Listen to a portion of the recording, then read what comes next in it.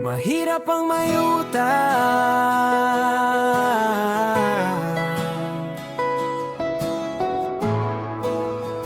Mahirap ang may utang, mabigat sa kalooban.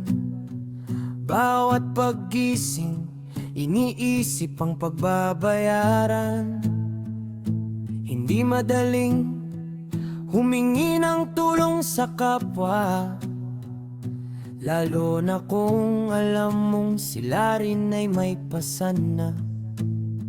Ngunit mas mahirap ang dumating ang panahon na wala ka ng malapitang tao sa pagkakataon. Kapag lahat ay tumalikod at nagsara ng pintuan, saan ka hahanap ng kamay na handang umalalay?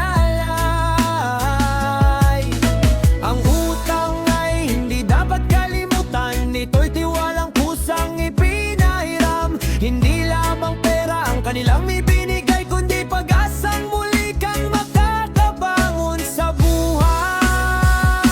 Mahirap ang may utang, pero mas mahirap ang walang mamamutangan. Sa oras ng kagipitan, sino pa ang iyong matatakbuhan? Kaya habang may kakayahan, tuparin ang iyong pangako.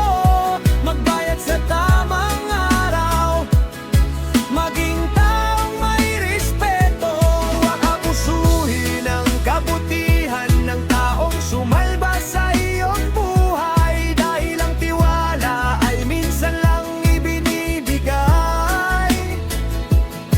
Kapag ito'y nasira dahil sa iyong kapabayaan, baka sa susunod ay wala nang mag-abot ng kanilang kamay.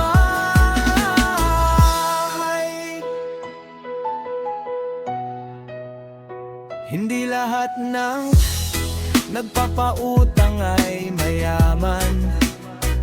May sarili rin silang pangarap at pangangailangan.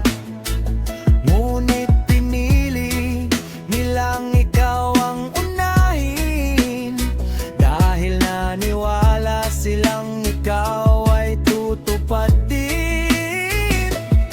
Ang salitang babayaran ko ay may bigat na dala. Hindi ito dapat maging pangakong nawawala. Ang dangal ng isang tao ay nakikita sa gawa, hindi sa dami ng dahilan o palusot na dala. Kapag marunong kang tumanaw ng utang na loob, mas lalo kang pinagpapala ng buong may kapal. Ang taong marunong tumupad sa kanyang salita ay pinagkakatiwalaan saan man siya magpunta. Hindi sukatan ng yaman ang dami ng pera, kundi ang katapatan sa bawat pangako at gawa. Ang mabuting pangalan ay higit pa sa kayamanan na hindi mabibili ng kahit gaano kalaking salapi.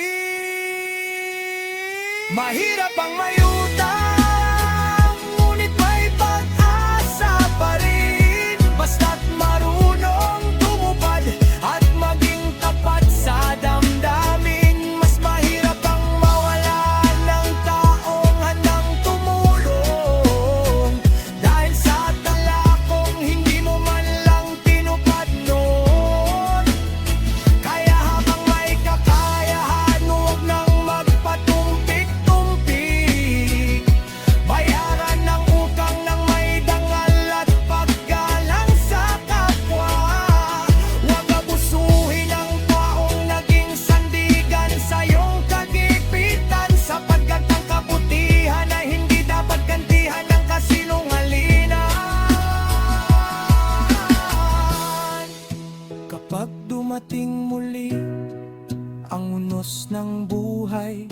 Masarap sa pakiramdam na may taong muling magtitiwala. At ang tiwalang iyon ay bunga ng iyong katapatan sa pagtupad sa utang sa salita at sa iyong pananagutan.